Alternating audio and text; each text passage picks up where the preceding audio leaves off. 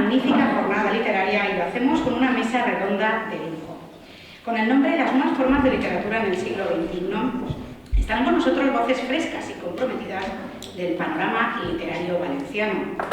Les doy paso no sin antes agradecer su presencia en este emblemático marco de Buñol, como es el Castillo y su Sala de los Cúbicos. Estarán con nosotros Carla María Juárez Pinto.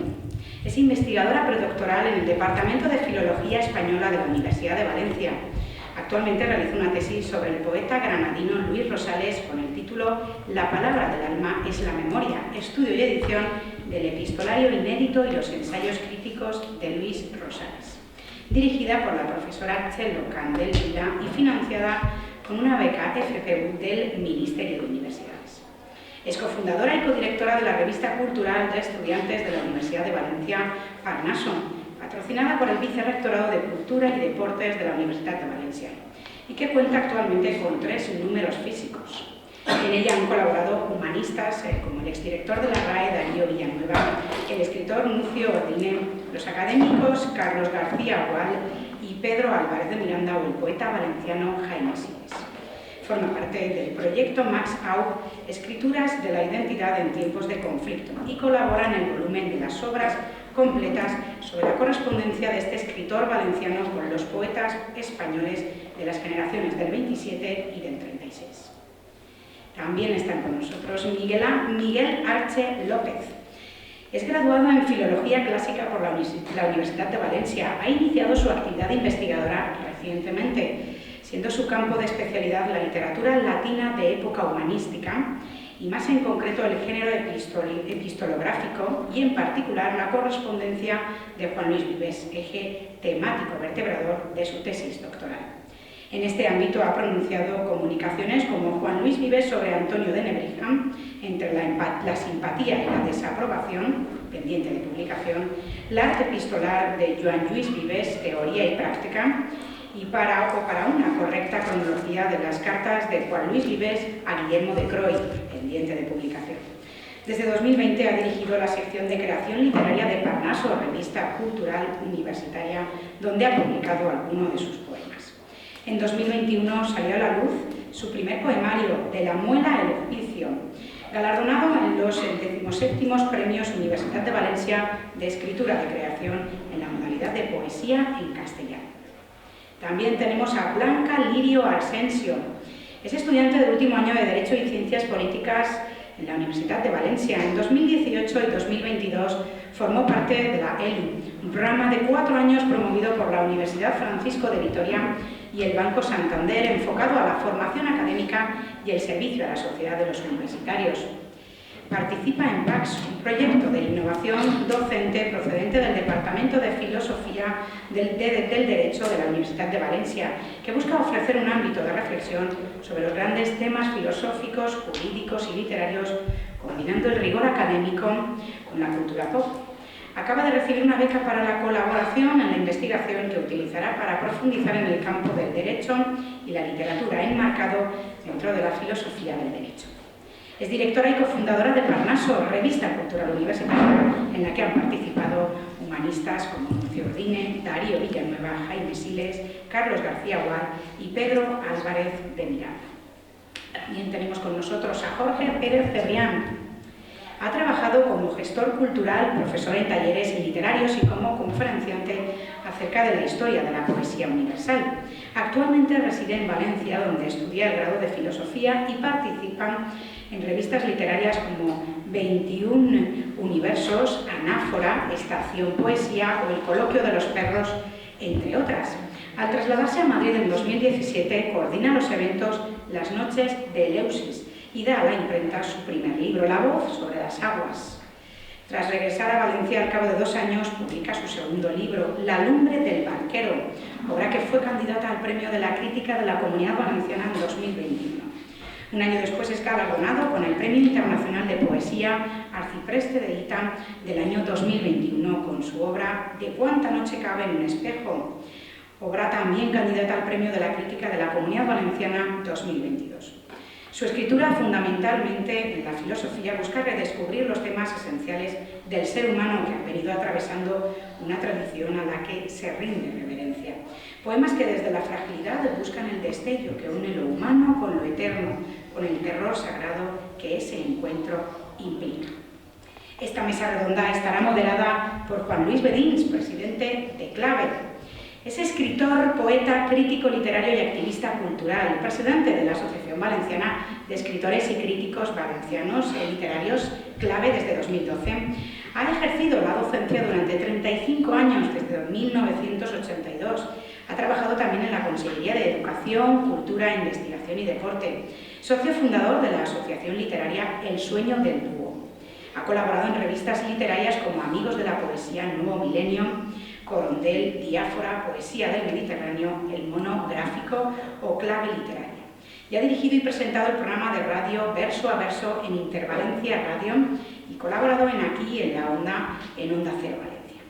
Ha publicado 6 libros de poesía: Sinopsis del Olvido, Liturgia a 7 voces, Desde aquel balcón remoto, Escucho otra cadencia, En mi memoria, Tánger y Migración del alma. Ha obtenido, entre otros, el premio de poesía Villa de Mancha Real en 1986 por el poema Aproximación a un diálogo de espejos, o el premio Fiesta de la Primavera de Valencia en 1988 con el poema En el otro extremo de la noche. Y en el año 2002 fue finalista del premio de poesía Marc Granel de Almusafes con el poemario A golpe de vida y de palabra. Es jurado de varios premios literarios, entre ellos los premios de la Crítica Literaria Valenciana en la modalidad de poesía y del premio de poesía Marc Granel de Almusafes, y organiza lecturas poéticas y encuentros literarios. Y ahora, ya sin más, les damos paso con un fuerte aplauso. Muchas gracias.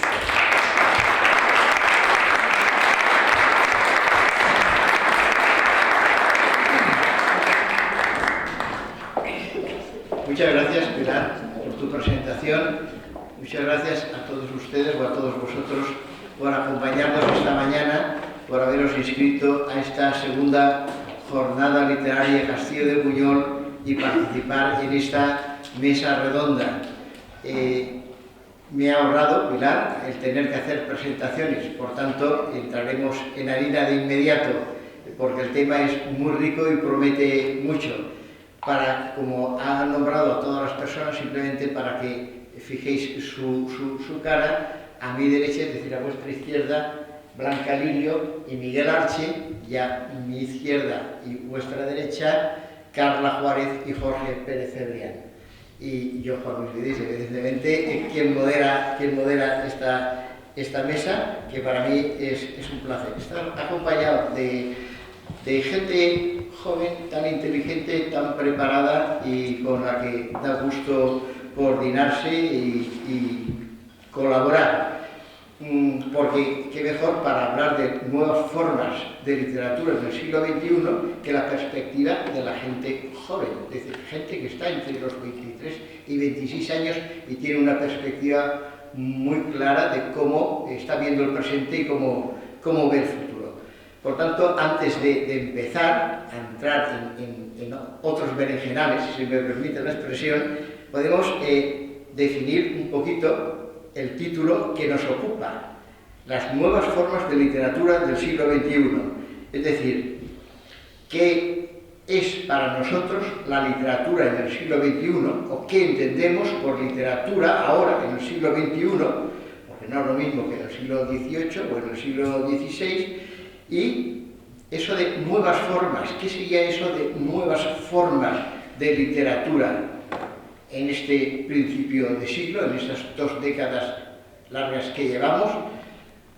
Empezamos ya, así es que quien va a abrir, las intervenciones van a ser un poco informales, entre todos un poco, no hemos establecido un orden previo. Jorge Pérez Cebrián, comenzará. Bueno, muchas gracias a todos y a todas por venir. Gracias, Juan Luis. Me gustaría empezar, como has dicho, intentando desgranar un poco el título de la presentación, porque contiene varias cosas que deberían ser aclaradas, ¿no? Literatura, o nuevas formas de literatura en el siglo XXI, propone 3 conceptos, que serían literatura, siglo XXI y nueva. Creo que solo por el hecho de preguntarlo qué son estas nuevas formas, ya estamos entrando en una especie de precomprensión, y como aquello que decía Marx, de que para hacer una pregunta ya se está preparado para ofrecer una respuesta históricamente, o unas precomprensiones hermenéuticas que nos hacen ya saber, de algún modo, qué es la literatura y, por supuesto, qué es el siglo XXI. No queda duda de que ha habido un cambio histórico y de que hay una interrelación entre la nueva época y los nuevos modos de literatura.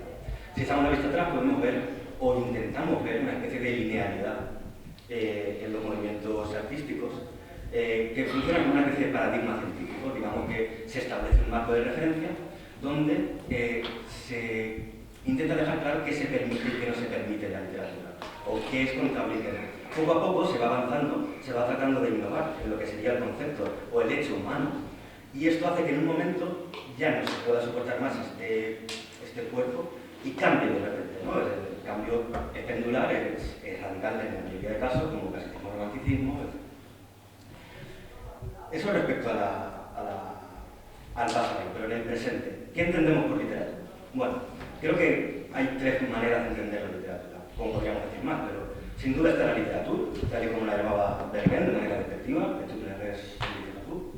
que sería el ámbito académico, desfasado, antiguo, feo, etc., ¿no? Los filisteos, que dirían los románticos. Está la literatura con mayúscula, que sería la que defendemos apasionadamente en un sitio como este, y luego estaría la literatura con minúscula, que sería el hecho sociológico, que engloba la lucha entre nosotros. Entonces, podríamos entender que solo por esta diferencia entre la literatura y la literatura con mayúscula, ya hay una lucha de la literatura contra la literatura, de manera continua. Intenta librarse de sí misma. Incluso Barthes dijo que Mallarmé era una especie de canto de cisne ante la muerte misma de la literatura. La pregunta es, ¿cuál es el motor de cambio? ¿Por qué se avanza o por qué este movimiento pendular es estructural, como sugieren los marxistas, ¿no? Es algo del movimiento económico, o directamente superestructural, es la propia cultura la que se cambia. Sea como sea, estamos en la posmodernidad, eso no cabe duda.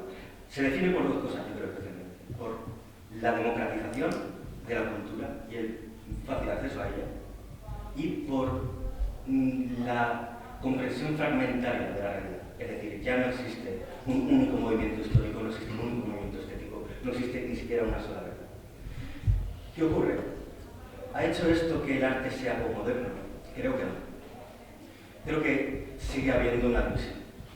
Sigue estando un arte posmoderno elitista y un arte posmoderno de masas, popular.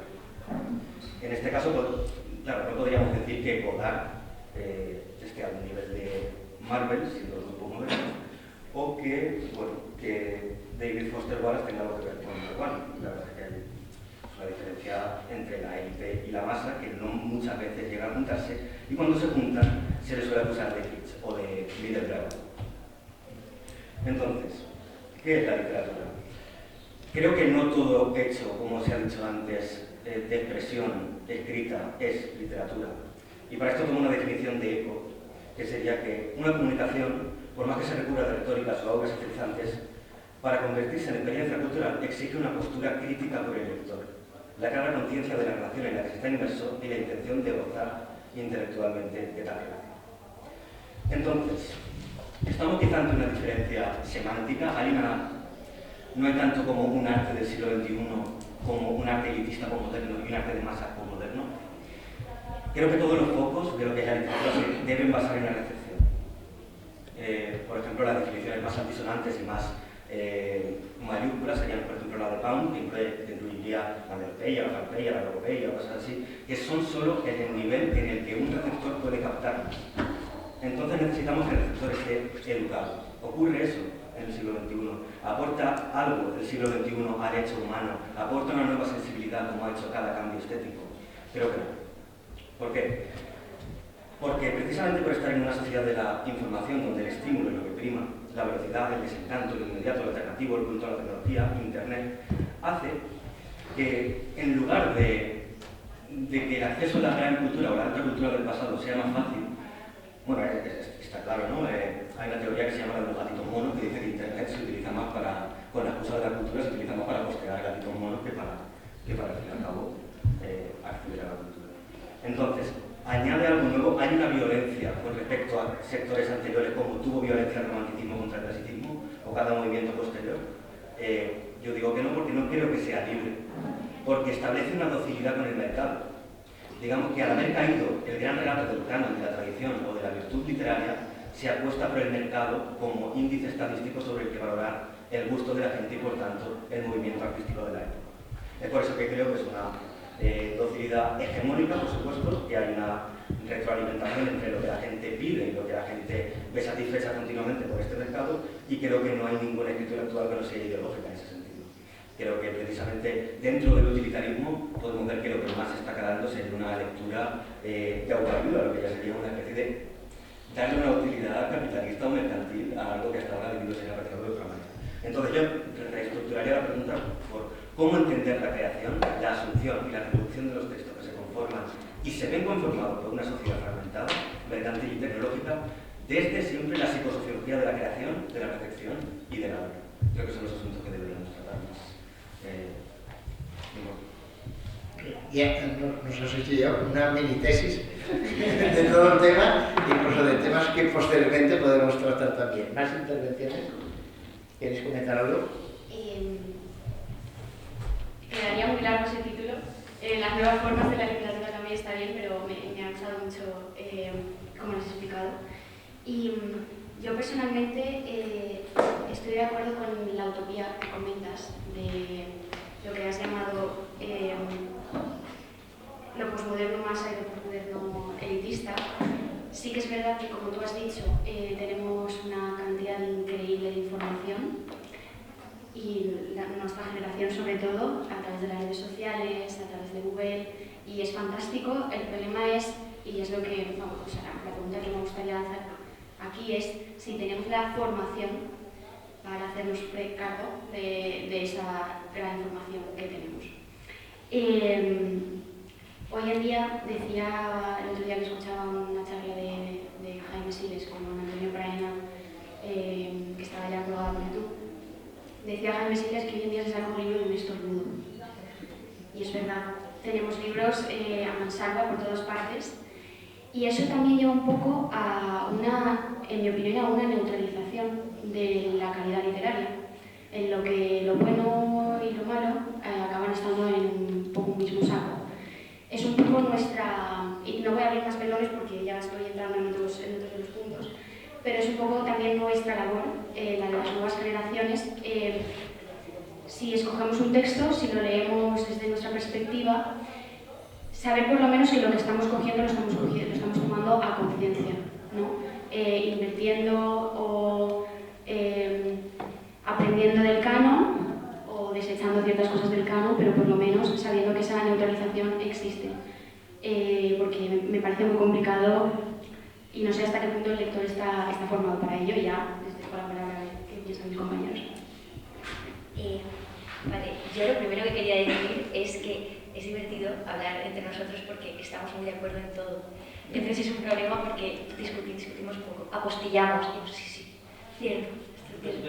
Tienes mucha razón. Yo voy a ser un poco kamikaze porque voy a abrir menores que sé lo que vais a decir, creo, pero yo lo lanzo. Hace poco estaba hablando con una amiga mía que le encanta leer pues, libros de amor tipo Elizabeth Benavent, libros de literatura juvenil que a lo mejor, bueno, me gustaría saber qué opináis sobre estos libros. Y ella decía que le molestaba, le parecía un poco snob, como hacer distinciones a ese nivel y como que se sentía un poco despreciada, pero claro, o sea, bueno, es que quiero saber qué opináis de esto. Quiero saber qué opináis de esto, porque no sé muy bien cómo formularlo, porque yo opino lo otro. O sea, yo opino que los clásicos son lo bueno y Elizabeth Benavent es regular. Pero, ¿qué opináis de la gente joven? Que es que nosotros realmente no somos tan representantes de nuestra generación, a lo mejor. ¿Qué opináis de la gente joven de, pues, entre 14 y 25 años que le gusta consumir este tipo de literatura y que dice, oye, realmente yo soy lectora, a mí me gusta leer. Lo que pasa es que no leo a Tolstoy y a Dickens, leo, pues, a Elvira Sastre. No sé. ¿Qué pensáis? Sí,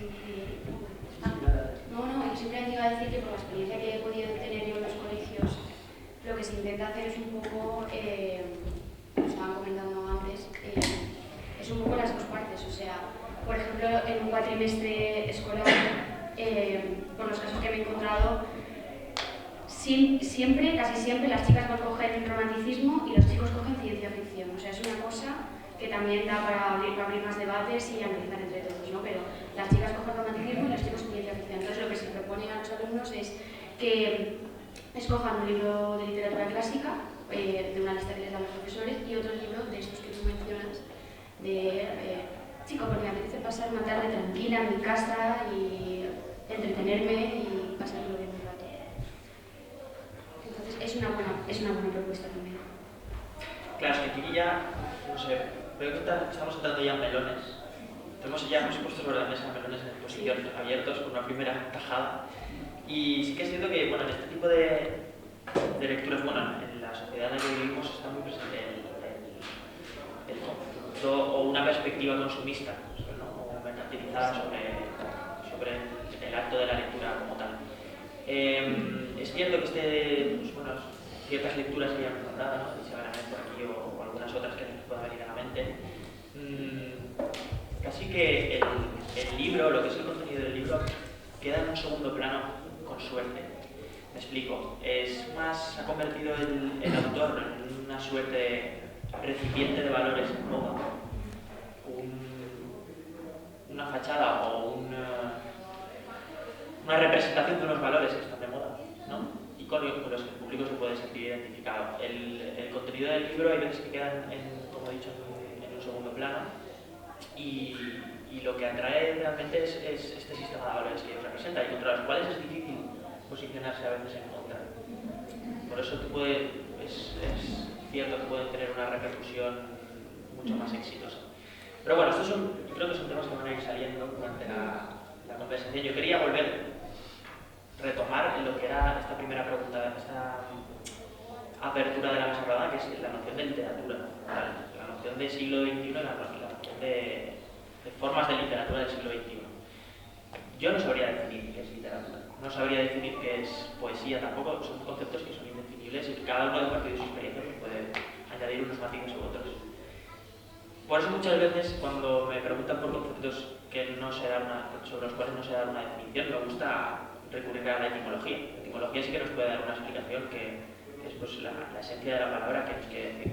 Literatura, nosotros no hemos recuperado el latín, no hemos heredado el latín. Litera quiere decir letra, y es muy curioso que tenga ese sufijo tura, que es el mismo que encontramos en futuro.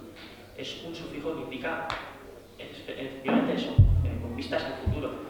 Es decir, sería algo, lo que hay detrás de la palabra literatura es concatenación de letras que en un futuro nos dará algo, que siempre está dirigido hacia ese horizonte que tenemos delante.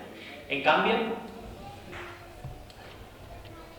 cuando intentamos entender la razón de ser de literatura, acceder a su esencia, es inevitable retrotraernos al pasado. Es el pasado el que nos dice, oye, se ha hecho tal, y esto es lo que ahora consideramos literatura, o esto es lo que consideramos que en un futuro próximo va a ser literatura.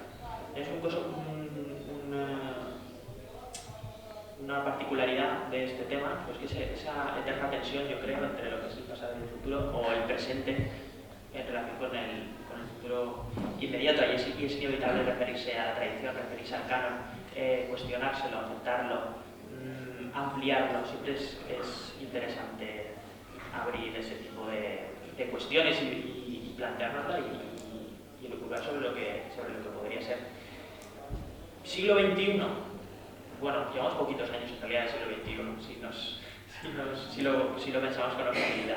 Yo creo que es algo que intentar definir literatura en el siglo XXI, o cuando se lo plantearon en el siglo XX, siglo XIX, siglo XVIII, es algo que, bueno, no se puede innovar demasiado, desde el punto de vista de que nuestra época, nuestro momento presente es solamente un filtro, al menos desde mi concepción de lo que sería el momento presente, es simplemente un filtro sobre el que observar las cosas. Pienso que cuando hablamos de nuevas formas de literatura, no es que vengan a crearse nuevas formas de literatura, pienso que esas formas las podemos moldear, estirar, arrugar, apartar, pero siempre son esas mismas formas en las que nosotros tenemos que aplicar nuestro filtro, experiencia de nuestro yo, de nosotros como individuos, en la sociedad, dentro de la sociedad en la que vivimos. Esa es la peculiaridad que le puede dar y que puede decir de estas nuevas formas de literatura del siglo XXI y sobre las que podemos debatir más o menos, pero en realidad todo está dicho desde la invención de la literatura. Bueno, las manifestaciones artísticas literarias han estado desde el inicio, todas las que ya conocemos. Entonces, creo que hablar de formas nuevas de literatura implica eso, cuestionarnos qué filtro es ese, como nosotros como sociedad, que podemos aplicarle y que determinarían estas formas que nosotros vamos a empezar a debatir. No sé qué pensáis vosotros sobre esto. Tenemos que ir jugando con los micros. Bueno, el objetivo tampoco es sacar conclusiones, sino, como habéis dicho muy bien, abrir melones, sacar temas que nos ayuden a reflexionar y a plantearnos cosas, que nos ayuden a madurar, y cada uno ya irá sacando sus propias conclusiones. Habéis comentado el tema de la sociedad actual, de la inmediatez, ¿no? La sociedad de la prisa. Vivimos en la sociedad de la prisa, eso lo vemos desde los niños, que si no tienen todo, lo quieren todo ya, y si no lo tienen ya, pataleta al canto hasta que lo consiguen. Y parece que los adultos, la sociedad se ha infantilizado también, o parecemos hasta los más adultos adolescentes, lo queremos todo ya, facilito y muy inmediato. Entonces, en esta sociedad de la prisa, de la inmediatez, de la abundancia de estímulos que habéis dicho, con lo cual cuesta mucho fijar la atención es muy dispersa porque son muchos estímulos los que nos vienen. Quería que comentarais un poco este ritmo de la sociedad actual, cómo rige y sobre todo cómo condiciona la literatura en estos albores del siglo XXI. Vale, ¿voy? Vale, yo de la segunda parte de cómo condiciona la literatura va a hablar Jorge. Yo voy a hablar del ritmo de la sociedad actual. Hace poco, bueno, hace ya 2 añitos, en Filosofía del Derecho me hicieron leer un capítulo de un libro que se llama La sociedad del cansancio, de Byung-Chul Han, que es un filósofo coreano, y el capítulo se llamaba El aburrimiento profundo. Y básicamente reflexionaba sobre cómo ahora mismo la sociedad e individualmente cada uno estamos siempre decantándonos por el multitasking, estamos constantemente haciendo 2 tareas a la vez o 3. No nos paramos a leer, sino que estamos conduciendo y escuchando un podcast, fregando y escuchando un audiolibro. Y lo que dice este señor es que precisamente la cultura y las cosas grandes que la humanidad ha producido han sido gracias a la contemplación y a la capacidad de prestar una atención profunda. Entonces es esencial para nosotros aburrirnos, porque eso nos hace, si te aburres, divagas, reflexionas, te montas películas y de repente dices: uy, pues mira, se me está ocurriendo esto, porque si estás constantemente agitado, ocupando tu espacio, es que decía un profesor nuestro, José, de literatura, que los tiempos muertos han muerto. Y eso quería comentar a nivel de ritmo social. Ahora viene la parte de literatura. Si me permites un inciso, hace años, en una mesa redonda también, en el Club Diario Levante, que estaban Félix de Azúa, Molina Foix y otros escritores, Félix de Azúa dijo precisamente que él no siempre se divertía escribiendo, sino que a veces era un drama, se aburría mucho y que la literatura no estaba hecha para divertirse, que era un poco, Félix de Azúa es muy cañero, no estaba hecha para divertirse, sino para leerla trabajosamente si hacía falta, para reflexionar, para aprender, pero no necesariamente para divertirse, porque ahora, no, como nos gusta todo muy light, ¿no? muy entretenimiento, pues quería hacer esa matización de Félix Azúa. La literatura no está hecha, por lo menos solo, podría ponerlo entre paréntesis, para divertirse o como entretenimiento. Mientras haya drama o haya dificultad, no hay aburrimiento, que es lo importante. Creo que, un poco volviendo a lo, para entrar en el siglo XXI habría que ver de qué manera este elitismo, esta división entre lo popular y lo elevado que hemos hablado antes, se pierde en una época en la que también se pierde la distinción entre lo privado y lo público. Esto ocurre de una manera evidente en las redes sociales. Es un sitio donde ya tu vida privada debe ser objeto de escaparate, no solamente para publicitar tu obra o para contratar con amigos, sino también debe mostrarte como una especie de marca. Eso lleva al caso extremo, yo creo, de, por ejemplo, Roberta Bandini, Laura Canes, gente que quizá vende más su marca personal o vende más su vida personal antes que ofrecer una literatura, que de algún modo no hace extrañar que esto ocurra. Cuando, claro, en vistas al pasado, era una masa letrada la que hacía literatura, la iletrada tenía la popular, entonces no se llegaban a mezclar, a no ser que fuera una especie de visión orientalista, condescendiente, de recuperar lo folclórico, ¿no? Sí.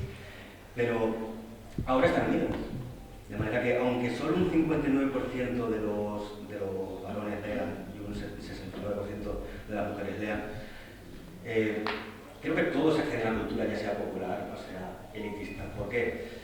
Porque el hecho de que esté en el mismo sitio la cultura popular, las canciones o este escaparatismo, que la literatura elevada, ya que podemos encontrar poemas de los agresinos, como decimos en Instagram, hace que haya una mezcla natural que produce el kitsch. Entonces nos preguntamos, ¿cuál es la calidad de este tipo de obras? Está claro que esta idea de escaparatismo nos lleva a una especie de cuasi pornografía donde parece que tenemos que mostrar todo lo posible de nosotros, toda la intimidad de nosotros, y bueno, llega un punto en el que uno se pregunta ¿qué más se puede romper?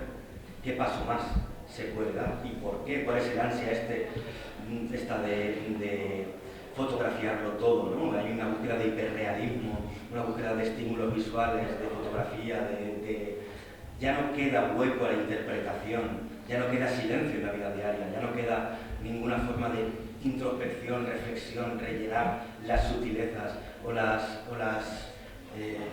partes menos mostradas del diálogo literario. Entonces creo que esto, bueno, lleva a que la sensibilidad se vea menguada en voz de lo directo, una sensación ya masticada, digamos. Sí, yo.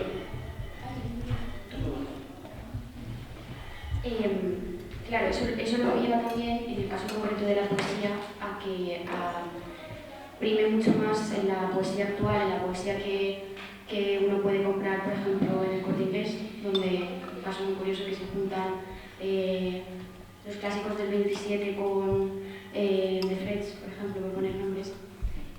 Bueno, tú dijiste un... De Freds y Dante están juntos. De Freds y Dante están juntos en el Corte Inglés. Es que empiezan por B. Pero claro, están en el estante que pone poesía. Claro, sí, pero bueno, caprichos o poesía desde los clásicos o algo así, o sea, sí, pone algo sobre los clásicos. Y ya no recuerdo qué estaba diciendo antes, estaba contestando a lo de... Me he perdido. Bueno, Pues... Sí. Recuperación. Lo pienso. Sí. Ya estamos hablando de cómo el ritmo de la sociedad está rigiendo estas nuevas formas o esta nueva literatura. No nueva, literatura del siglo XXI. Habla con Jorge, pues bueno, de esa difuminación, ¿no?, entre los límites de lo público y lo privado. Que siempre parece que hay un ruido de fondo, ¿no?, constante, que no nos deja aburrirnos, no nos deja disfrutar del silencio. Es siempre un ruido de fondo, un ruido que puede ser físico, real. Bueno, creo que el ritmo de la sociedad está regido por lo que es la vida de las ciudades, ¿no?, en el momento actual. Hay siempre ruido, no hay momento para silencio en medio de la ciudad, pero también hay un ruido, no sé si decir melancólico o existencial, que es eso, que no nos deja disfrutar de un silencio personal para aburrirnos. Aburrirnos es peligroso. Aburrirse es peligroso. Bueno, con ese ruido de fondo nos intenta mantener siempre entretenidos con cualquier producto y demás. Y la literatura, sin entrar a cuestiones si por suerte o por desgracia, nos ha convertido en un engranaje más de esta sociedad preocupada por mantenerte siempre entretenido. Entonces creo que eso, por una parte, lo que definiría o lo que determinaría un poco estas nuevas formas sería ese ruido de fondo constante, pero también se ha hablado aquí, esa capacidad cada vez más menguante de reducir las cosas a una esencia lo más pequeña o mínima posible. Una suerte de que se ha mencionado también, el imperio de la brevedad, de la inmediatez, de lo concreto, de ir al grano, no de elucubrar y irse por las ramas. Parece que estas nuevas formas, estas nuevas manifestaciones, o las manifestaciones que siempre ha habido, pero que en este siglo XXI están teniendo más repercusión, más tal, pues vienen determinadas por la brevedad. Y esto se puede entender como un escenario para algunos fatídico, pero bueno, también en cierta manera, depende de cómo lo observemos nosotros, puede ser beneficioso, depende de cómo lo abordemos. Creo que, por ejemplo, la poesía históricamente siempre se ha tenido, en comparación con otros géneros, en comparación con esos otros géneros, siempre ha sido un género mucho más breve, mucho más condensado. Pasa que ahora se está reduciendo casi al absurdo, ¿no? Pero yo lo que quería defender es que no hay que confundir la brevedad con la superficialidad. Se puede ser breve manteniendo una esencia y depurando mucho la esencia de las cosas para hacerlas atractivas, ¿no? Creo que a veces se peca de confundir brevedad con superficialidad y no siempre es lo mismo. Conocemos muchos casos en los que sí, pero no creo que sea siempre lo mismo. Yo creo que hablando el otro día, tomándonos un café, dijimos que se lanzó un pensamiento que sí creemos que, por ejemplo, un género tan peculiar como serían las greguerías de Gómez de la Serna podría ser un género muy adecuado para lo que es el siglo XXI. Unas fórmulas tan condensadas, con un uso tan ingenioso del lenguaje, incluso humorístico, puede tener cierta proyección de lo que serían las formas de este siglo XXI.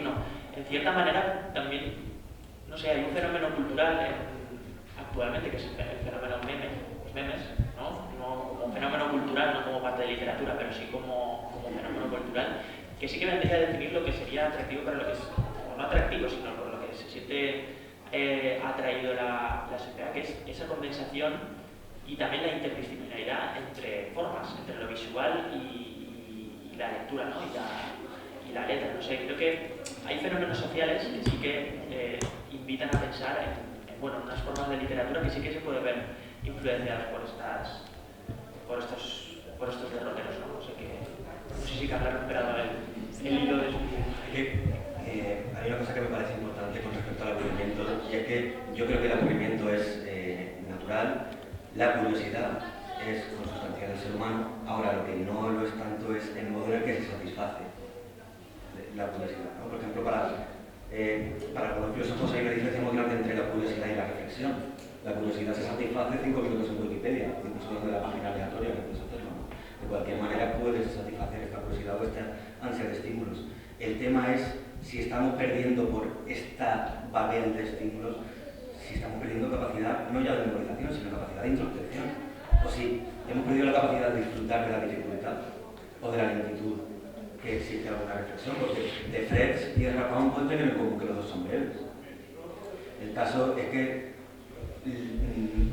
no podemos esperar, o casi es utópico pensar que el que empieza leyendo la de Frege va a acabar leyendo la de Rapin, pero sí podemos pedirle al que lea de Rapin que pueda disfrutar de algún modo de Frege, de manera que volvemos a otra de las cosas del siglo XXI que sería pero trataremos luego la educación y de qué manera la recepción de la obra está siendo gozada o no en su máximo nivel, porque a Frege, por supuesto, de aquí a 150 años no podremos estudiar como un momento histórico en el que cómo es posible que, qué circunstancias han dado, ¿no? Para que esto ocurra.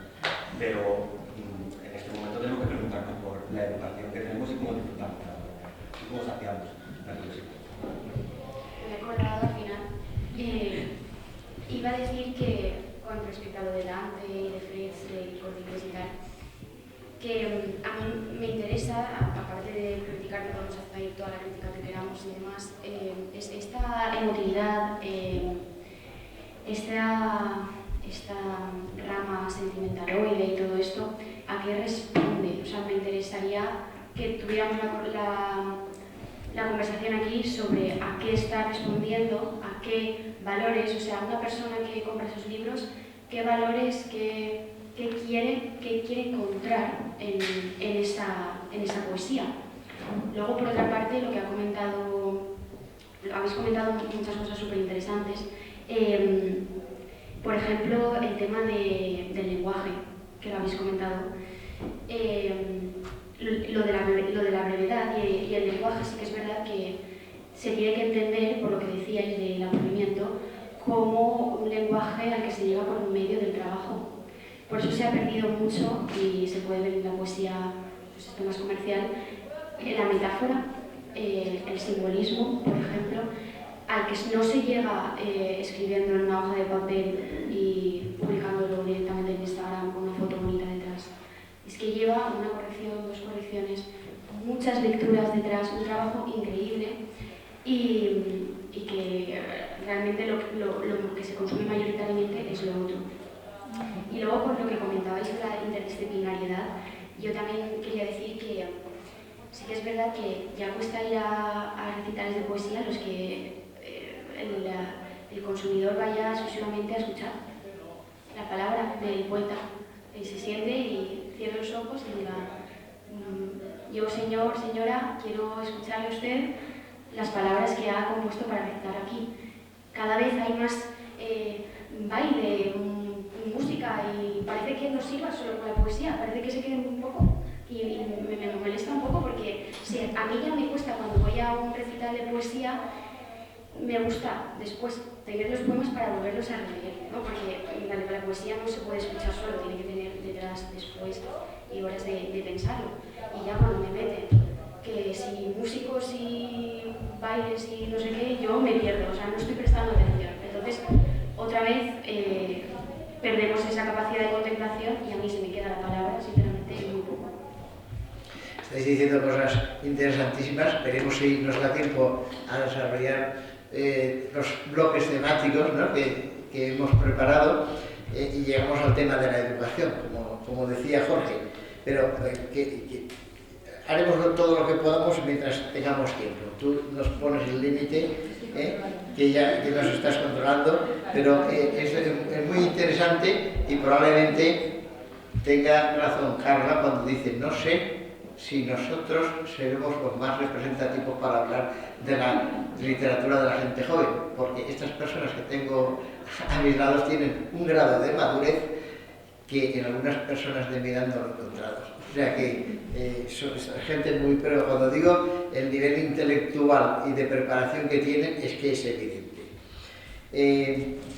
Vamos a otro tema, y es el perfil del escritor actual.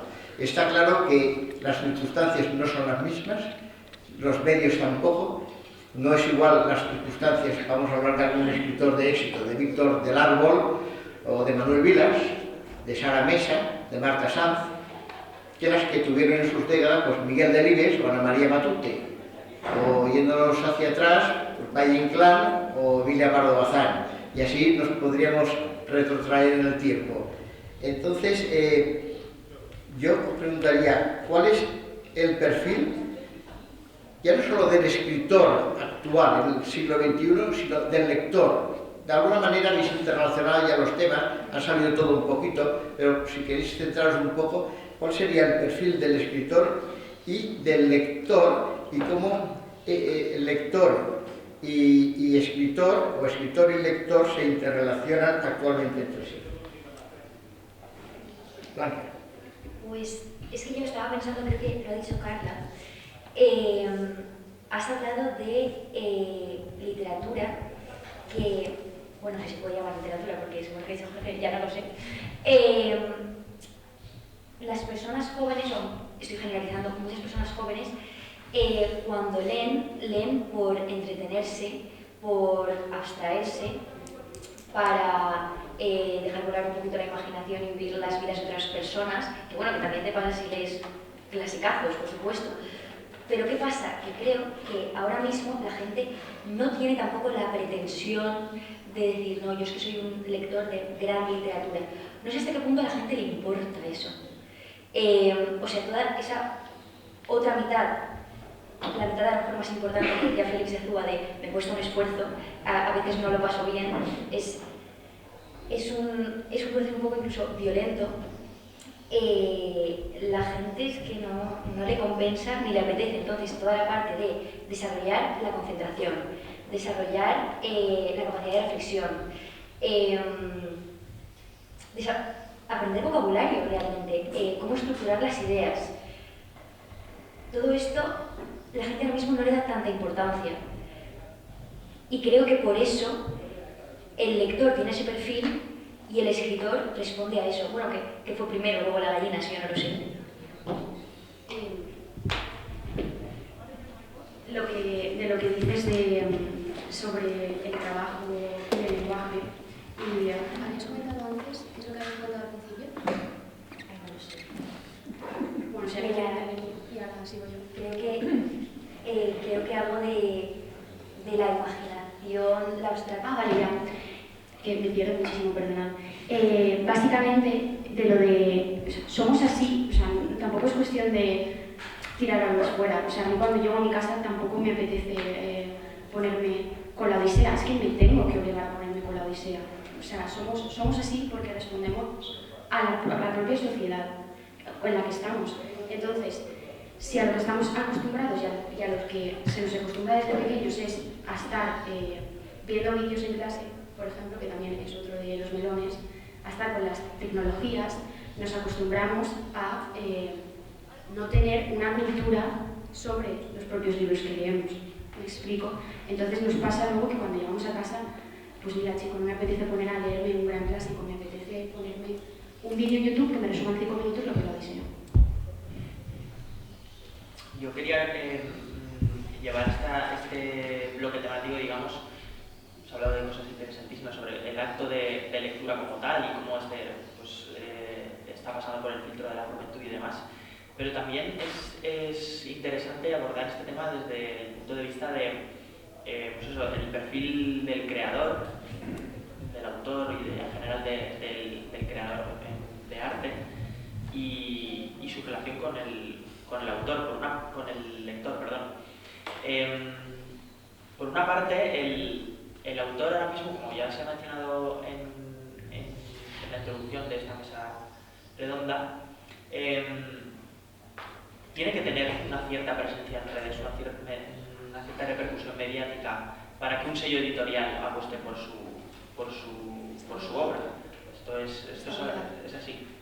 Tiene que tener cierta repercusión mediática para que, bueno, al final lo que estamos viendo a día de hoy es que, por desgracia, esto sí que ya no hay debate, sí, por suerte, por desgracia, las editoriales, la gran mayoría de ellas, o por lo menos las que intentan tener un éxito relativo, han tenido que adaptarse o pasar por el yugo de convertirse en una suerte de empresa, o pseudoempresa, dominados o esclavizadas en el sentido de, bueno, en esa mecánica de beneficios y pérdidas. Por desgracia, eso es así. Estos vínculos con determinados sellos editoriales, bueno, pongamos ya sellos editoriales que sabemos que se han ganado la etiqueta de prestigio literario, ¿no? Hablamos de editoriales como Anagrama, como Seix Barral, sabemos que son editoriales o sellos editoriales que tienen prestigio literario, pero es que incluso ellas han tenido que pasar por este yugo de mercantilización, de buscar el beneficio o el máximo beneficio posible, ¿no? Apuestan por obras, apuestan por autores que tengan un relativo éxito y que este éxito relativo sea asegurado. Pueden hacer una apuesta en ciego y eso determina la calidad de la literatura en cierta manera. Yo creo que el autor se plantea, o el creador de arte se plantea en dos escenarios. O se ve obligado a pasar por ese yugo de las mecánicas mercantilistas, o incluso hay veces que pasas obligado, ¿no? Supongo que habrá muchos autores que tendrán que, muchas veces esos contratos con esas editoriales implican convertirte en algunos momentos en un mercader ambulante y de pueblo en pueblo, de ciudad en ciudad, vendiendo tu producto, que realmente dedicarle tiempo a tu formación o a tu profundización como escritor, leyendo, escribiendo, creando, investigando, etcétera, etcétera. Entonces, ahí hay un poco de conflicto. Estos circuitos editoriales, estos circuitos de prensa, recordando siempre las mismas lecturas y demás, hace que lo que venda no sea el libro como tal, que no sea el artefacto, el producto artístico como tal, el que reciba la mayor parte del interés, sino el autor y los valores que éste representa, y esos valores que se pueda sentir reconocido el público lector. Las editoriales saben esto y se aprovechan de ello, creo yo, hasta cierto punto. Tanto es así que en el caso de estos sellos editoriales que hemos dicho, de que se le presupone cierta calidad literaria o prestigio, muchas veces el lector, y paso ya a hablar del lector, se acerca a ellas sin cuestionarse esa calidad literaria. Es decir, ya tienen esa etiqueta previa de prestigio literario. Entonces el lector no valida esas obras literarias. Son agencias editoriales, los propios sellos editoriales, los que, gracias a ese prestigio que ya se les presupone, validan por el lector las elecciones que ellos piensan que son de calidad. Entonces yo pienso que no hay un criterio real por parte del lector, o por lo menos, obviamente, estoy generalizando mucho, en la sociedad, que se cuestione lo que es literatura de calidad de lo que no, y que realmente no es consciente del entramado, de todos estos engranajes que hay detrás de las editoriales, que en realidad pues, también tienen ese interés por el beneficio económico, que es totalmente lícito y totalmente normal en el mundo que vivimos. No se está aquí criticando ni nada, porque es que es unos mecanismos, unas dinámicas de las que prácticamente no se puede escapar y hay que estar bajo ese yugo. No sé qué pensáis vosotros sobre ello. A mí me gustaría hacer una mención a lo que ha empezado diciendo Blanca con respecto a la gran literatura y esa especie de etnovismo que parece que hay en leer la gran literatura de la historia.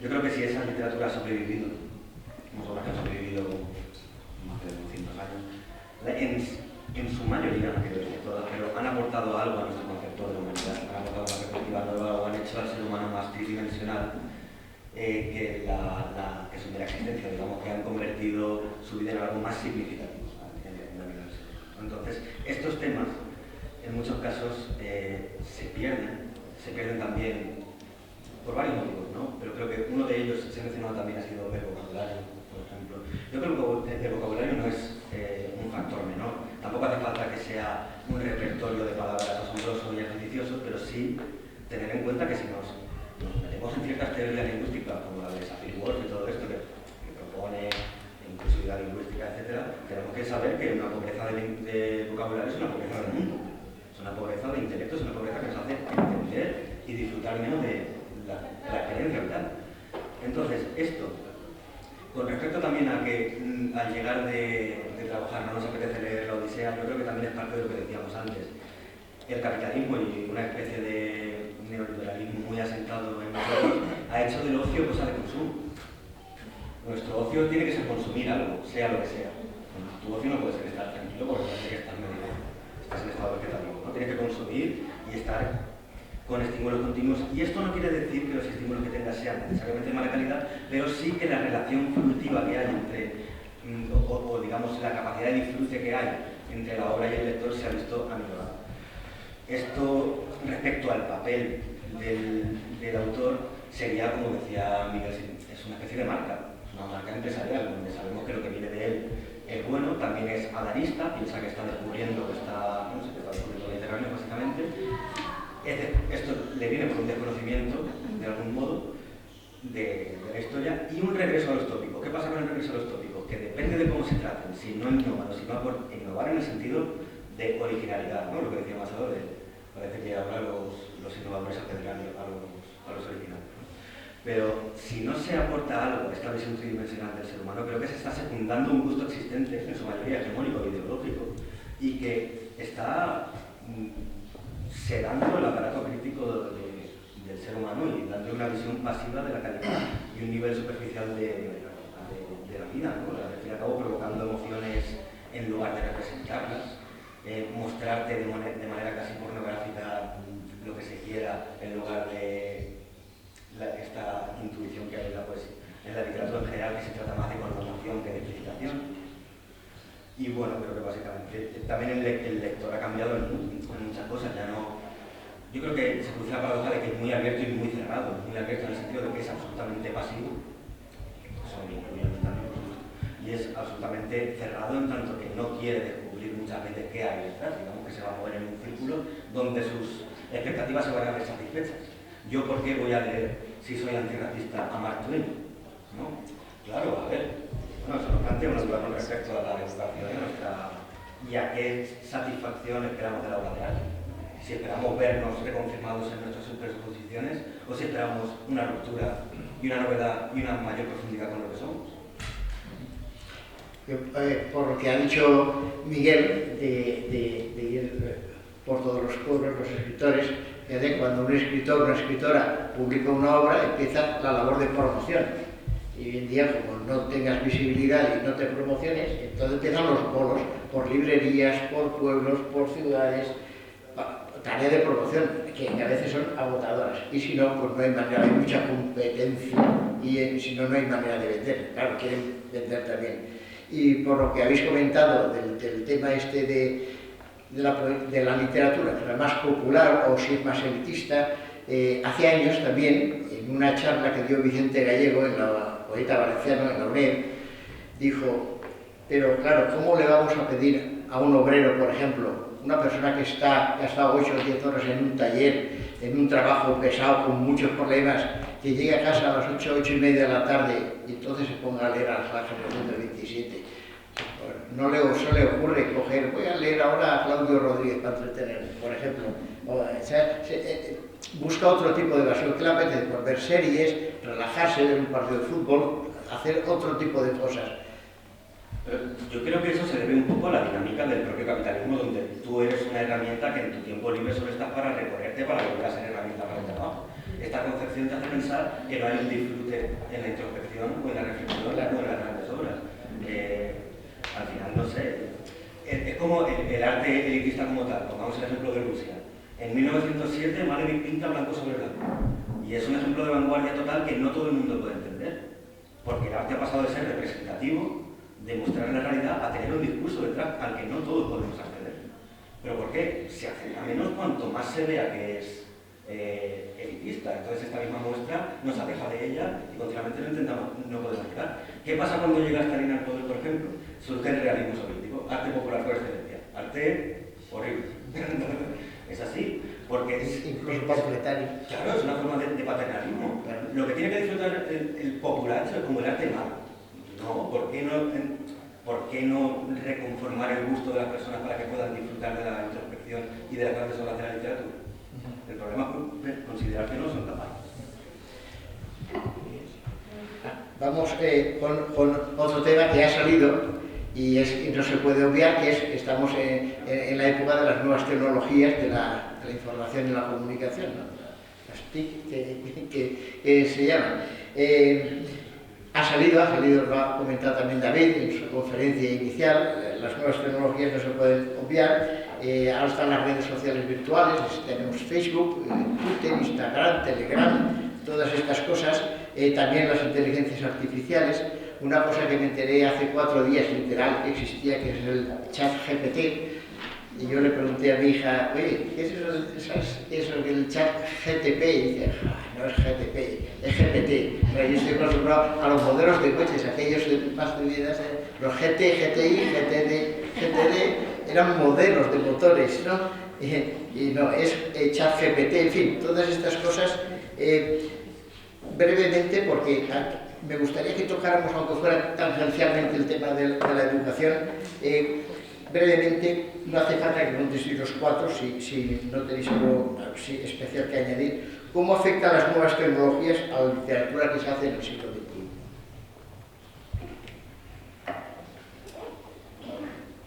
Yo, bueno, obviando el tema de inteligencias artificiales, redes sociales y tal, que seguro que algún compañero de la mesa va a darle mucho más enjundia de la que yo puedo darle, hay una cosa de la que me gustaría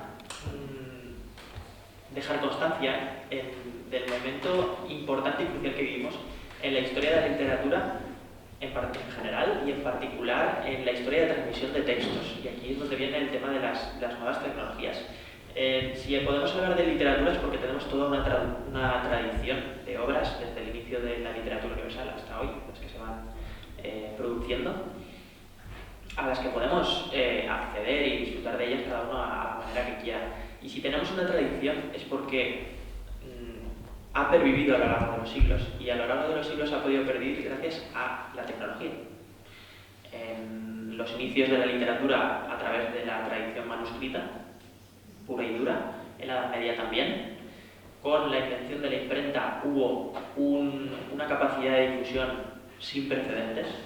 Todo el mundo puede imaginarse cómo sería la diferencia entre antes y después de la imprenta.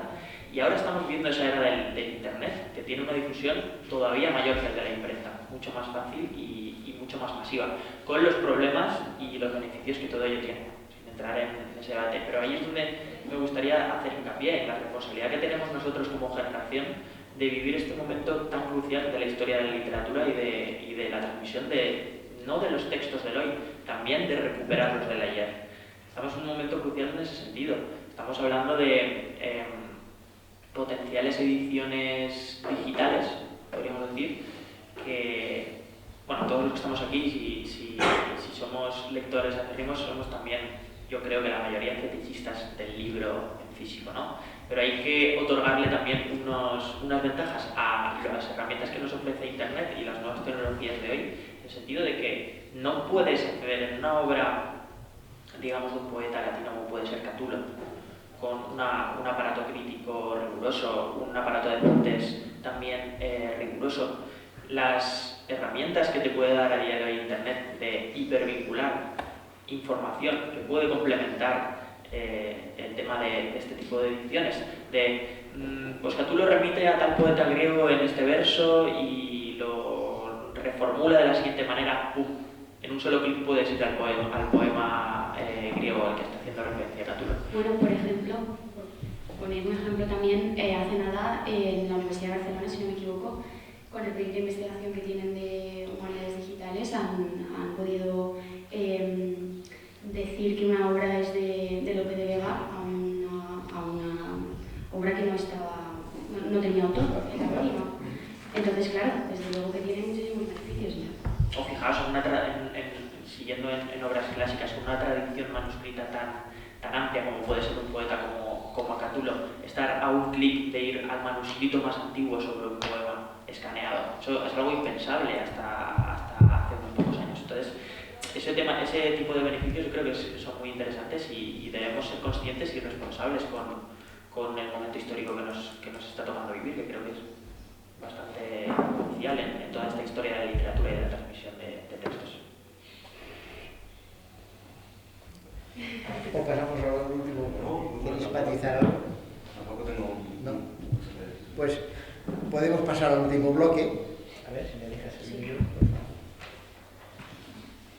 Al último bloque, que vamos a obviar el tema del canon y la traducción, porque sería abrir otro melón y daría para mucho, y ya nos quedan escasamente 10 minutos. Vamos a hablar del tema de la educación. Eso sí que, como colofón a esta mesa redonda, siempre es un tema polémico, porque solamente en lo que llevamos de democracia, creo que hemos pasado por 8 leyes educativas.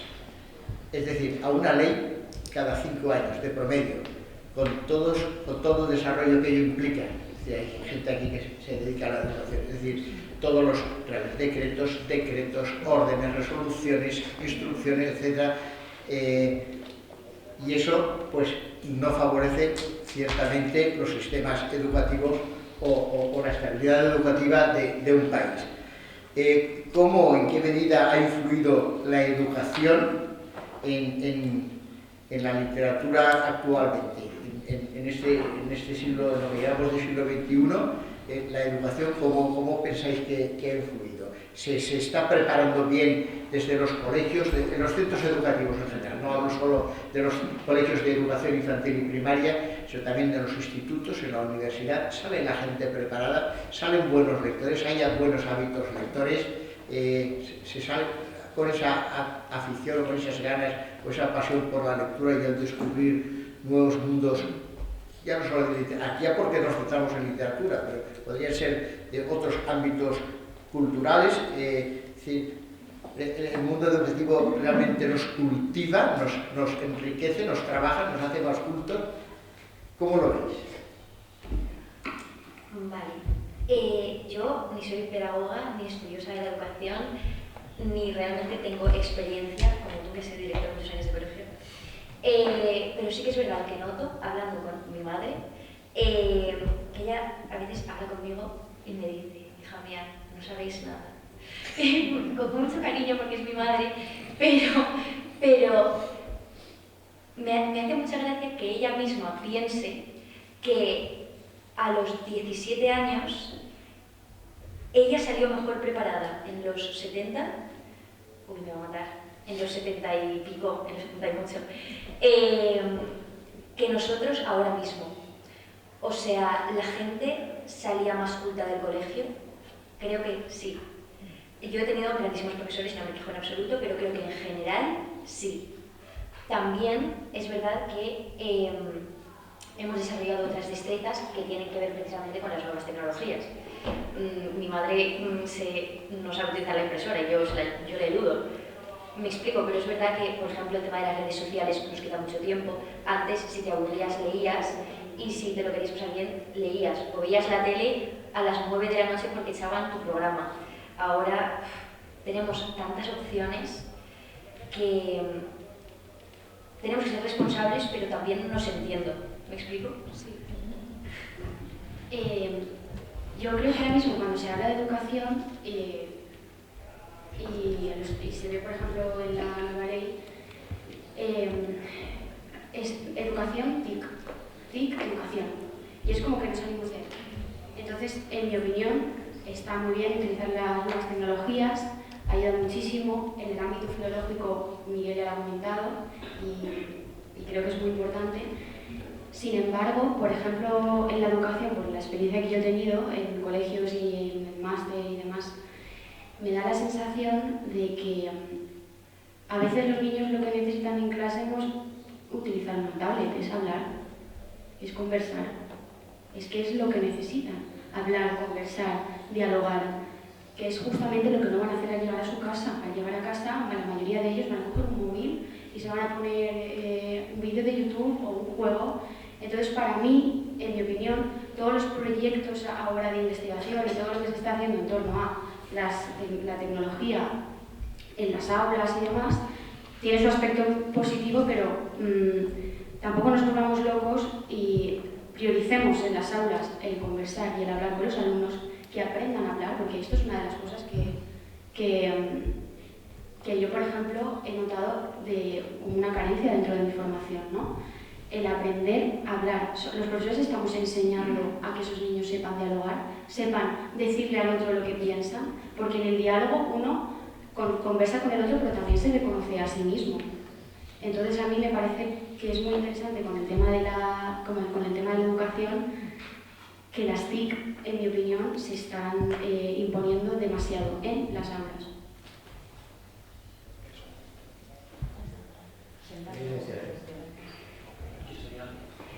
No, yo, bueno, cuando hablamos de lectura en las aulas y demás, pues es evidente que hay veces que hay que, bueno, para fomentar la lectura de manera exitosa hay que vincularlo con lo que para ellos sí que es atractivo, ¿no? Pues con vídeos, con mucho audiovisual, mucho películas, no sé qué. Pues porque volvemos a lo que ya hemos hablado antes, esa casi obsesión por la concretización de la lectura, de casi que el acto de leer como página con todo lleno de letra, pues claro, casi que es un abismo imposible para afrontar en las aulas de un colegio, y hay que, pues claro, con ilustración, novela gráfica, cómic, que es totalmente admirable el valor de estas obras, pero sí que es verdad que hay a veces que sacrificar para hacerlo atractivo.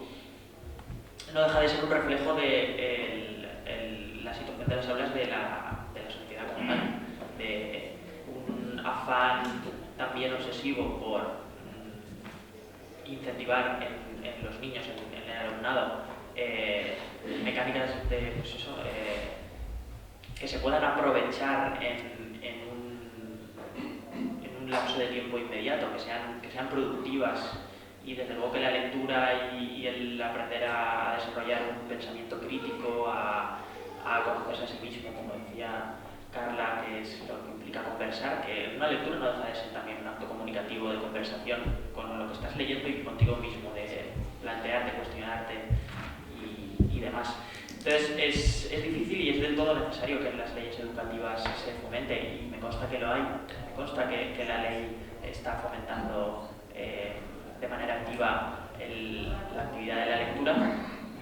Y yo creo que el problema está más en que ese discurso cale en nosotros como sociedad, no que se quede en el texto de una ley, en el texto legislativo, sino que nosotros como sociedad interioricemos de verdad la importancia de lo que es la experiencia de la lectura en esa construcción personal del individuo. Eso es lo que creo que los problemas que puede haber están más en nosotros como sociedad que en lo que pretende plantear la ley y lo que se quiere hacer en las aulas.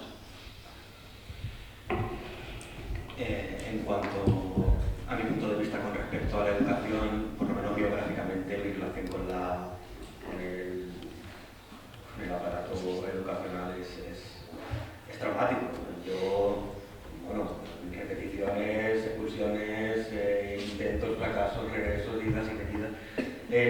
La propia idea de la lectura resulta traumática en muchos casos, especialmente porque parece que queremos rebajar el nivel o queremos tirar por algo mucho más sencillo y a la vez no queremos prescindir del todo de que se lea la Celestina. Entonces, de un día para otro pasas a estar en sexto de primaria que tengas que leer la Celestina realmente, y eso causa que mucha gente sienta una distancia con respecto a lo que está leyendo que le causa rechazo para siempre hacia el libro. Y esto forma parte también del fetichismo que tenemos en el libro, porque el que le coge tirria al libro, a partir de ahí le va a coger tirria al libro para siempre. Y da igual que esté leyendo sobre lo que más le interesa, es un libro y por tanto no le gusta. ¿Vale? Porque entendemos al libro como una especie de volumen de adoración, cuando en realidad lo que estamos hablando es de ideas cuyo formato es la palabra escrita, porque es la forma más fácil de transmitir lo conceptual. Claro, también el hecho de que la educación se entiende como una especie de guardería disciplinaria, donde los padres directamente dejan ahí a sus hijos para que se encarguen ellos de la educación, les enseñen lo que es la vida, les enseñen lo que es los valores, por algo que está directamente regido por un Estado, lo cual no deja de ser asombroso. Y las asignaturas no son otra cosa que historia del Estado, lenguas del Estado, etc. De manera que no deja de ser una especie de utopía ingenua pensar que la educación de un día para otro, solo cambiando un plan educativo, no va a salvar de todo. Primero porque sería darle un papel al Estado y al Ministerio de Educación, que no creo que deba tener, y segundo porque, cuanto menos, un cambio real en la educación necesitaría 20 años de proyecto. No creo que se pueda llevar de un día para otro. Respecto a la forma de descubrir, o bueno, a la forma de utilizar las nuevas tecnologías, creo que se trata más de lo mismo. Hemos descubierto que necesitamos las tecnologías. No hemos descubierto las tecnologías, hemos descubierto que para aprender las necesitamos. De manera que vamos a darles una tablet para que aprendan cuando, como muy bien ha dicho Carla, muchas veces el aprendizaje, como ha enfatizado Miguel, se trata del diálogo contigo mismo, con los demás y con la propia obra. Cosa para la que no es necesario salirse tanto de la idea, porque parece que hay que aplanar todos los conceptos para hacerlos mucho más digeribles. No sé, de manera que yo creo que entre la bajada del nivel, la cantidad de gente que yo creo que un profesor no sé cómo puede apagárselas para dar clase a más de 30, ¿sabes? Cuando cada uno tendrá su manera de aprender, sus especialidades, sus particularidades, etc. De manera que yo en ese sentido, como se ha visto a lo largo de toda la charla, muy apocalíptico. Lo que yo no sé es cómo poder hacer frente a toda la burocracia que es lo peor, que encima les aplasta, encima de todo lo que tienen que tratar, y eso en todos los ámbitos. Yo, por lo que has dicho, los clásicos griegos, ¿no?, aprendían dialogando, ¿no?, con el maestro y paseando, dialogando. Falta mucha expresión oral, por lo que tú has dicho. Los chiquitos, las chiquitas se encierran, yo los veo mis sobrinos en la tableta y están ahí horas y horas y horas. Y los niños de pequeño, yo lo he visto en los colegios, cuando no tienen capacidad verbal de comunicación, de manifestar sus sentimientos, sus problemas, se agreden. Es una manera de defenderse, de mal comunicarse. Es decir, que eso es preciso fomentarlo.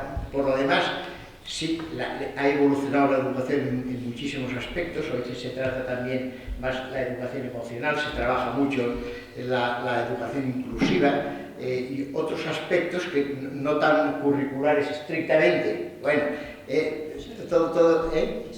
que también son importantes, porque la sociedad ha evolucionado y tal vez se han descuidado otros más de contenidos y de bajar niveles. Porque si la Unión Europea te dice que hay demasiado fracaso escolar, pues un 20% de alumnado que se va fuera del sistema educativo, pues tú, ¿cómo te llamas? José Pérez, aprobado. Con eso ya por lo menos tienes lo suficiente. Y si lo escribes bien, te pongo hasta un notable. Si no, cometes un fallo de ortografía. Entonces los niveles, por lo que habéis dicho, sí que yo lo he visto, porque yo estaba trabajando desde enero del 82, y he visto cómo ha bajado el nivel de los distintos planes de enseñanza. Y esto ya es un tema arduo, profundo para tratar, y no hay tiempo ya ni para preguntas ni nada, porque son las 2 y tenemos que cerrar ya nosotros. No, sí, damos unos minutos si quieres. Patricia. 15 minutos estamos en el restaurante. Sí. Bueno, pues entonces un matiz de Carla y una pregunta de Ricardo Collado. Yo simplemente quería decir que personalmente yo, igual vosotros coincidís, las mejores clases que me ha dado un profesor en mi vida ha sido sin PowerPoint, sin mil asignaturas mezcladas, hablándome a la cara, hablándome de tú a tú y contándome lo que sentía un personaje y cómo lo interpreta él, que se cuenta, cómo eso se plasma en el siglo XXI. Ya está, no hace falta nada más para que le llegue al corazón del alumno, y esa es mi opinión y por lo menos la experiencia que yo he tenido con grandes profesores.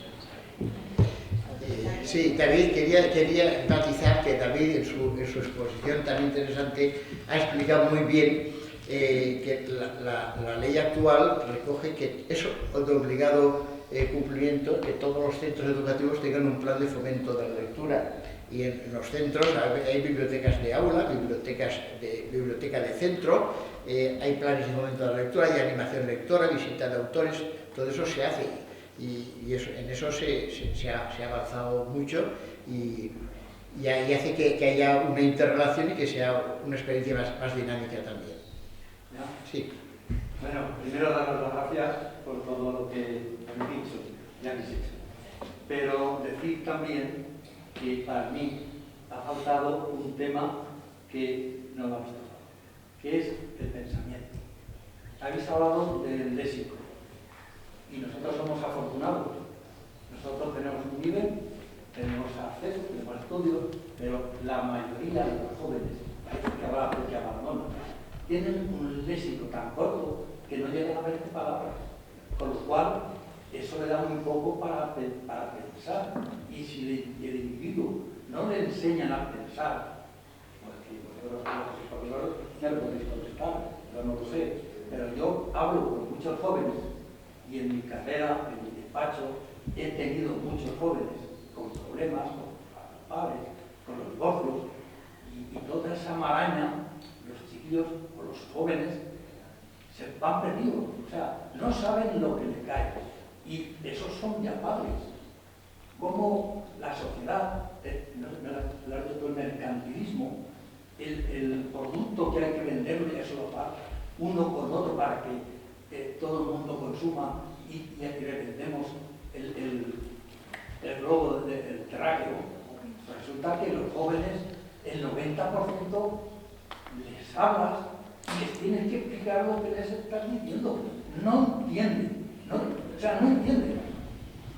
Y entonces, si no entienden, ¿cómo van a pensar? También es que el propio resignarse a dejar a los chavales en la escuela propicia que ellos solo piensen en cabeza de otros. O sea, ellos esperan que les den el pensamiento ya masticado y ya hecho. Aparte, pero completamente de acuerdo con cosas como Habría que la... haber una asignatura o el profesor decir, ahora vamos a pensar un párrafo, o sea, Pues, a ver, ¿sabe lo que es pensar? Un castigo. Yo creo que para eso de castigo, porque ahora mismo somos el producto de un paradigma mecanicista, un paradigma capitalista que nos ha hecho ser o educado para ser un eslabón más de la cadena productiva. Y ahí es donde nos hemos proyectado tanto hacia afuera que hemos perdido la esencia. Pero de lo que se trata realmente es de que ahora mismo seamos conscientes que toda esta gente son los pioneros de un cambio de paradigma total, un paradigma holístico que aborde pues toda la tecnología equilibradamente con el humanismo, con el ser humano, porque que nos ayuda a pensar, porque este sistema educativo actualmente yo lo veo decimonónico y anticuado, o sea, que no es para nada acorde a las mentes de los niños de hoy en día, es mi opinión. Y creo que realmente lo que tenemos que hacer es un cambio de enfoque y darnos cuenta que tenemos que trabajar muchísimo el plano humano, que estoy totalmente de acuerdo con todo lo que ha dicho Celiana, has expuesto antes, ¿no? Bueno, paso la palabra. Pues solamente, no da tiempo a más. Eugenia, yo quería matizar por lo que habéis comentado, que precisamente los planes educativos más actuales están, y esto lo digo con pena, cargándose las humanidades. Entonces, si se están castigando las humanidades, se están quitando horas de filosofía. En primaria no hay filosofía, pero sí que ha habido recursos en los CEFIRES, y David conoce los CEFIRES, Viviana también trabaja en un instituto, y saben, yo he hecho cursos de aprender a pensar, enseñar a pensar a los niños, porque no hay filosofía, pero tienes que enseñarles a pensar y a reflexionar. Y si encima la filosofía y las humanidades las quitan y centran en todo, en asignaturas más tecnológicas, más comunistas, a la empresa y a la todos los niños producción. llevan el móvil, pero apenas hablan. Y por lo hecho tendrían que hablar. Perdón. Eugenia. También tendrían que pensar. Que hable. Enseñarles a pensar. Perdón, que habla Eugenia.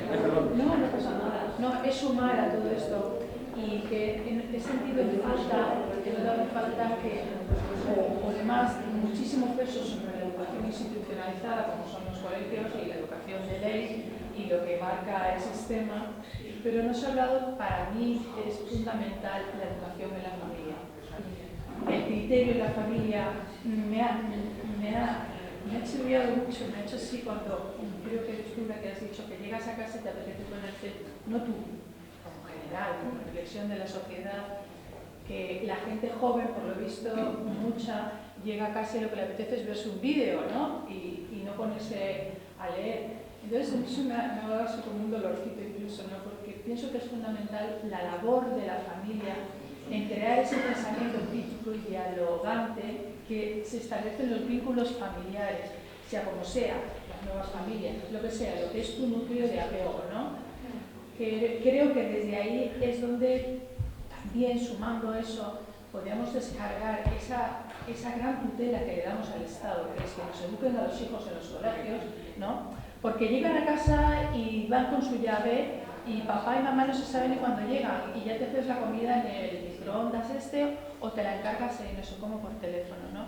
Creo que es fundamental la labor de apego, de familia, de diálogo, con tus hijos o familia que te haya tocado tener, adoptiva, tutelada, lo que sea, ¿no? Todas las nuevas formas de familia, que se desarrollen esas formas de diálogo, de pensamiento crítico, crear seres libres y pensantes, no dependientes. Es interesantísimo, pero es que primero que no hay tiempo y segundo que has abierto un melón de hondo calado. Es que la familia, si no hay familia que haya niños. Sí, una cosa rápida y cierta. Vale, voy a decir una cosa rapidísima, es que no iba a hablar, pero es que los dos habéis dicho una cosa que tiene muchísimo que ver con una cosa que se queda en el tintero, que es la democratización cultural. La democratización cultural. Somos unos privilegiados y la familia es fundamental. Y yo no estoy muy de acuerdo con Jorge, pero no me da tiempo a explicar por qué. Así que lo vamos a hablar luego. Bueno, para cerrar simplemente espero que la mesa redonda haya resultado... ¿Puede decir un segundo solo? Sí, vale. Un segundo. Un segundito, mirad. Yo creo que es que ahí, cuando hablabas de los clásicos, de por qué no se lean los clásicos, yo con lo que más estudio es con los clásicos. También tendrá cultura y la edad. Pero yo creo que hay un prejuicio enorme en torno, pues eso, a la cultura. Hay un prejuicio tremendo respecto a una obra, un concierto, y entonces es un prejuicio, que o no lo hemos heredado, entonces claro, que decís pensamiento crítico para quitarnos todos los prejuicios, pero yo como disfruto con los clásicos. ¿Y por qué? Por ejemplo, lo que lo quiero decir. Últimamente hay un libro de Sofía Tolstói. Tolstói, ¿ya sabéis quién es? La mujer de Tolstói. Bueno, qué maravilla. Y lo quiero decir, porque yo con lo que más disfruto es con descubrir a clásicos que están silenciados. Y a Sofía Tolstói es una precioso. ¿De quién tiene la culpa? Que es una respuesta a la sonata Kreutzer de Tolstói. Una maravilla. Y yo disfruto muchísimo, y eso está ahí. Entonces yo creo que el prejuicio es y tal, que tal, no.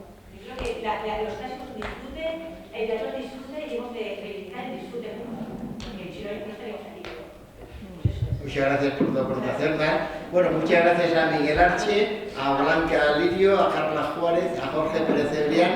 Y eso, espero que haya sido de vuestro interés y muchas gracias a todos vosotros por acompañarnos.